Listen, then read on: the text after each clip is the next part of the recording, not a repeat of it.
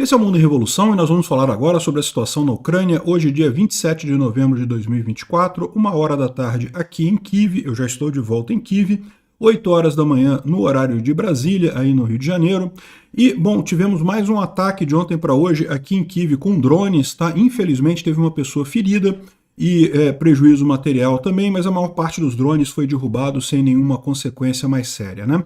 Os ucranianos, por sua vez, fizeram um grande ataque contra a base de Belbek, aqui na região temporariamente ocupada de Sevastopol, né? A base de Belbek fica, na verdade, aqui. Segundo os russos, todos os drones foram destruídos e coisa e tal, aquele papo todo, mas a gente já sabe que teve coisa atingida ali. Não temos ainda detalhes sobre o que teria sido atingido, qual teria sido o objetivo. Isso geralmente leva alguns dias para a gente ter essa informação, mas teve coisa atingida ali também, né? Outra boa notícia que a gente tem do lado ucraniano foi uma ofensiva, uma contraofensiva positiva aqui na região de Kupiansk. Como vocês podem ver, os russos conseguiram chegar bem perto da cidade, aqui começaram a atacar aqui os arredores aqui de Kupiansk, mas como está mostrando nesse mapa, mas os ucranianos já fizeram um contra-ataque aqui, já conseguiram expulsar os russos daqui. Então isso é uma excelente notícia, não tem russos mais aqui perto de Kupiansk nessa região, né? Do ponto de vista diplomático, continua a questão econômica russa cada vez mais crítica, o rublo atingiu $110 hoje, né? Ou seja, uma queda de 10% em poucos dias, na verdade. A gente tem visto o rublo de fato derreter desde o momento em que os Estados Unidos anunciaram as sanções ao Gazprombank, né? E isso tudo em função também daquele míssil lá, o dildo brocha do Putin, né? Que acabou piorando a situação da Rússia, como a gente falou que ia acontecer, né? Bom, e temos mais notícias de várias ajudas da Europa para a Ucrânia. Vamos falar sobre esses e outros assuntos em detalhes. Essas notícias foram sugeridas por Livre Desregulado, Careca Sem Cabelo e várias outras pessoas. Obrigado aí ao pessoal que sugeriu notícias lá no nosso site, no wrevolving.com. E obrigado a você que está assistindo o nosso vídeo. Se você gosta do nosso conteúdo, por favor, deixe o seu like e se inscreva aqui no canal, né? Pois bem, então houve um ataque com 89 drones de ontem para hoje aqui na Ucrânia, principalmente aqui na região de Kiev. A maior parte deles, como é padrão, foi derrubada pela defesa antiaérea, então não causaram grandes danos, mas teve dano em propriedades privadas aqui em Kiev como resultado de destroços que caíram, né? E a gente sabe também que teve feridos também aqui em Kiev, também com base nesses destroços que caíram por aqui. De qualquer forma, nada muito sério também, né? Aqui tem uma imagem divulgada pelo Zelensky do trabalho das defesas antiaéreas aqui.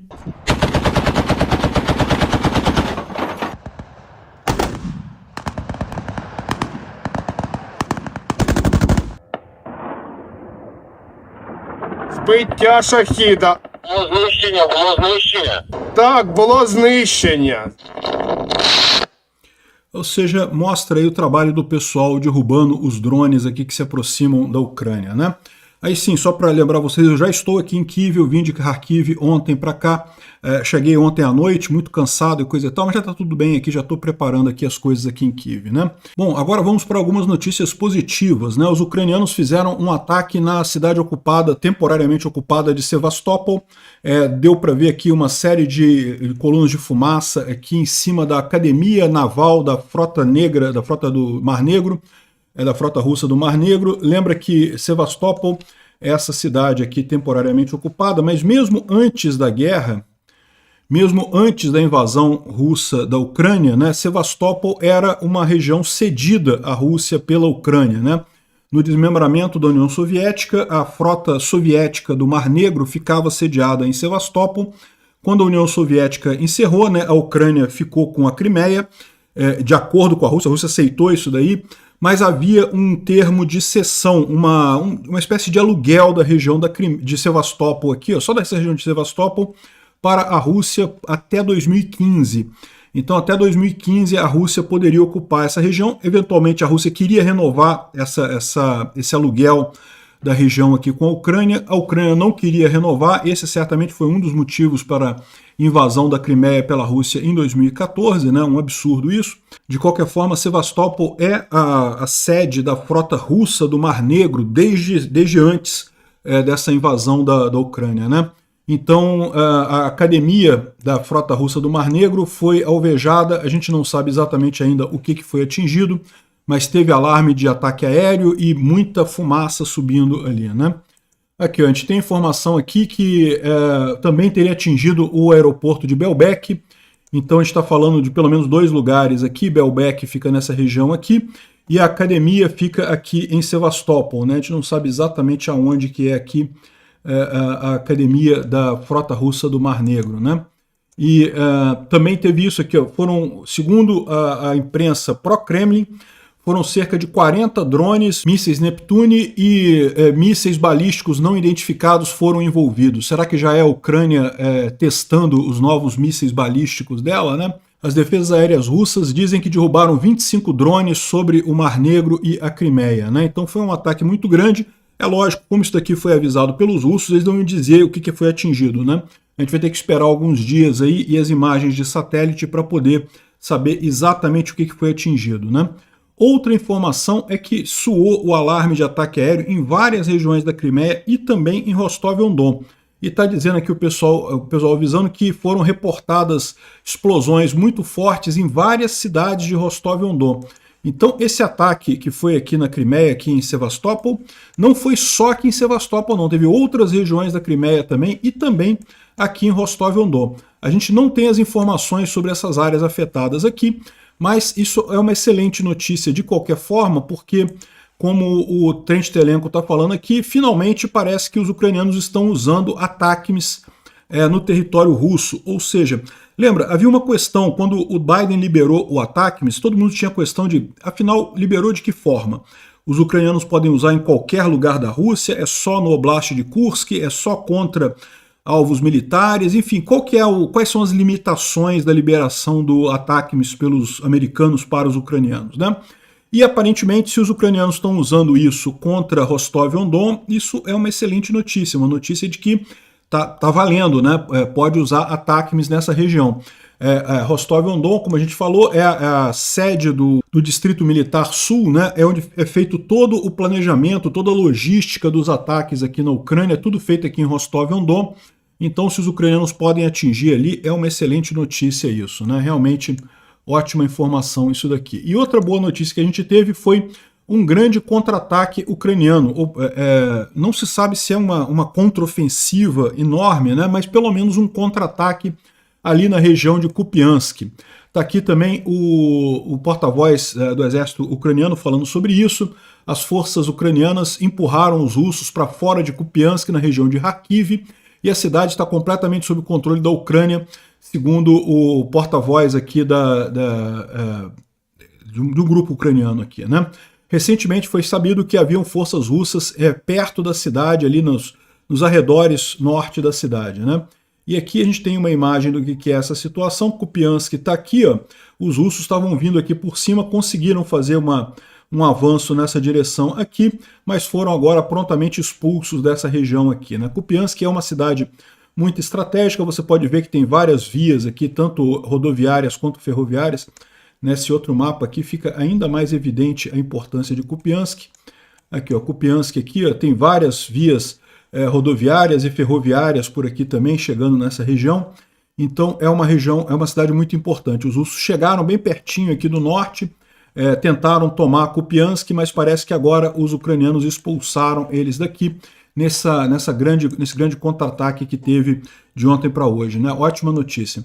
E o ataque foi tão recente que até no mapa do Polé-Volán aqui ele não aparece ainda. Aqui no mapa do Polé-Volán o que você mostra ainda é o avanço russo que teve aqui nos últimos dias próximos de Kupiansk aqui, né? Kupiansk está aqui, o avanço russo nessa direção aqui, né? Mas esse avanço já foi amassado pelos ucranianos aqui, já foi retirado pelos ucranianos aqui, né? No resto aqui dos mapas do Polé-Volán, nenhuma mudança de novo, mais um dia em que os russos não conseguem avançar em lugar nenhum por aqui, né? Morrem em grandes números, mas não conseguem avançar. O Instituto para o Estudo da Guerra também não traz nenhuma grande novidade hoje. Bom, a gente teve o lançamento de uma autobiografia da Angela Merkel, que é uma das culpadas dessa guerra, tá? Para quem não sabe, o Gerhard Schröder e a Angela Merkel foram os caras na Alemanha que venderam a Alemanha para os russos, né?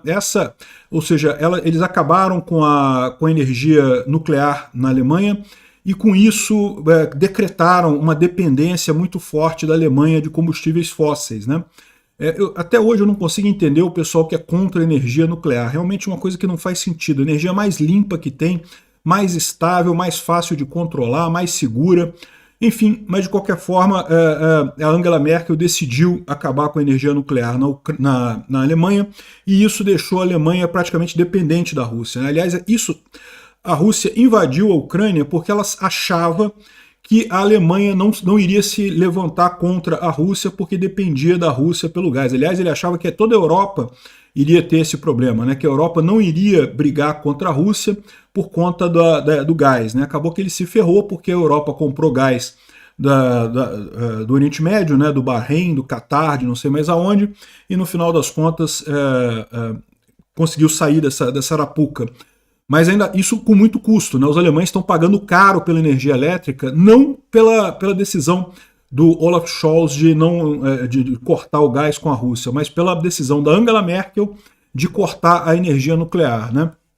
Segundo, no livro dela, ela diz que não está arrependida de ter desligado toda a energia nuclear da Europa, imposto as fronteiras abertas na União Europeia, construído o Nord Stream 2, mesmo depois da anexação da Crimeia pela Rússia. O Nord Stream 1, você pode entender que não teve nada de errado, porque ele foi construído antes da Rússia começar a invadir a Ucrânia. Então, em tese, naquele momento, se achava que a Rússia era um país pacífico, né? O Nord Stream 2 já foi depois da anexação da Crimeia pela Rússia, né? Anexação temporária, lógico. Mas um absurdo ela ter aceito esse pacto com a Alemanha, com a Rússia, depois dessa agressão, né? E também impediu, em 2008, a entrada da Geórgia e da Ucrânia na OTAN, né? Então, é aquilo que eu falo para vocês, isso aqui é mais uma prova de que não é a OTAN que quer expandir para o leste. Se fosse a OTAN querendo expandir para o leste, tinha anexado já, em 2008, tinha colocado a Geórgia e a Ucrânia na OTAN, e a gente não teria metade dos problemas que a gente tem hoje, porque a Rússia invadiu a Geórgia justamente porque a Geórgia não tem proteção, invadiu a Ucrânia justamente porque a Ucrânia não tem a proteção da OTAN, né? Um absurdo isso. E também ela foi uma das pessoas que forçou o Minsk I e Minsk II. São os dois acordos que congelaram a guerra na Ucrânia lá em 2014, né? Quando os russos invadiram, em 2014, tomaram a Crimeia praticamente sem disputa com nada, mas tentaram tomar também o Donbás, né? Luhansk e Donetsk. E chegaram a ocupar uma área grande do Donbás ali. Depois os ucranianos começaram o processo de retomada do território e, de fato, praticamente expulsaram os russos ali do Donbás. Só que aí teve o acordo de Minsk I e Minsk II, que o pessoal falou, não, vamos congelar a fronteira, vamos parar, vamos discutir diplomaticamente a coisa. É exatamente o que muita gente fala hoje. Não que tem que parar essa guerra, tem que discutir diplomaticamente, não sei o que lá, o que é uma lorota, porque isso só vai ser usado para a Rússia para preparar a próxima invasão. A verdade é essa, só isso que vai acontecer. Não vai ter paz nenhuma nisso daí, né? Então, acordo de Minsk I e Minsk II, ela também diz que não se arrepende disso, né? O mundo se arrepende de você, Merkel. Bom, tem um artigo aqui do Joachim von Braun, que é um especialista sueco em economia, né? E ele está falando aqui a opinião dele do porquê que a Rússia está crescendo economicamente, né? Cada vez mais o sonho do império do Putin está se tornando um pesadelo. Quando quase todo o dinheiro vai para os militares, a inflação acelera, as taxas de juros já estão em 21% e a qualidade dos bens e produtos estão ausentes completamente, né? Isso tem deixado muita dissatisfação, o pessoal está insatisfeito com isso entre as lideranças russas. Mas o pior derrotado nessa história são as forças armadas russas, né?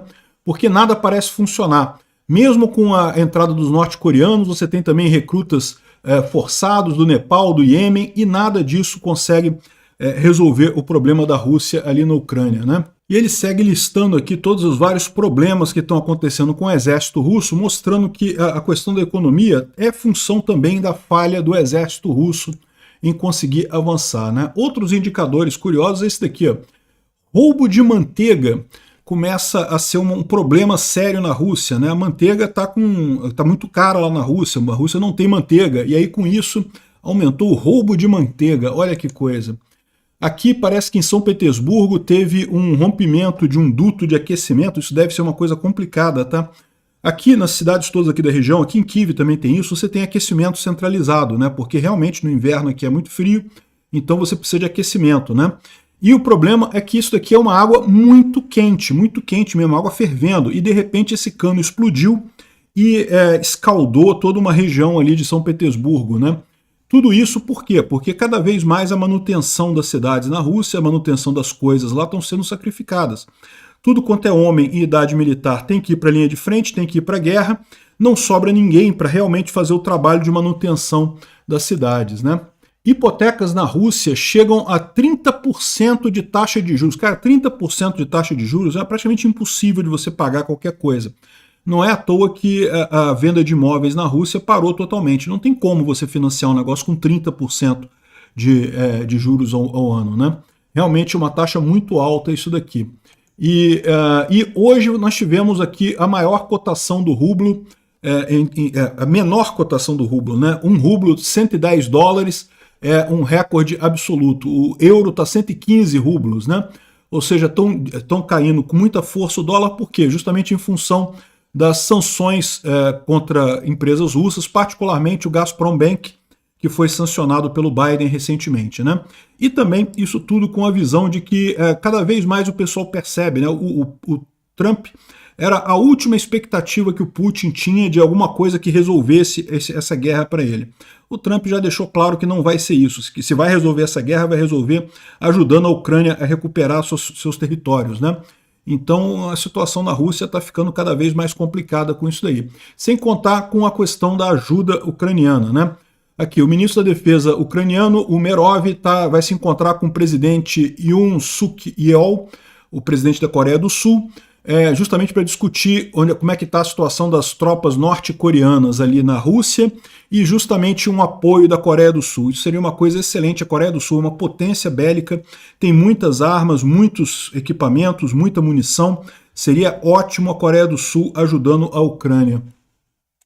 E a Ucrânia vai receber 4,8 bilhões do Banco Mundial no projeto Paz, né, um projeto que é do Banco Mundial, então vai receber mais 4,8 bilhões, excelente notícia isso, né?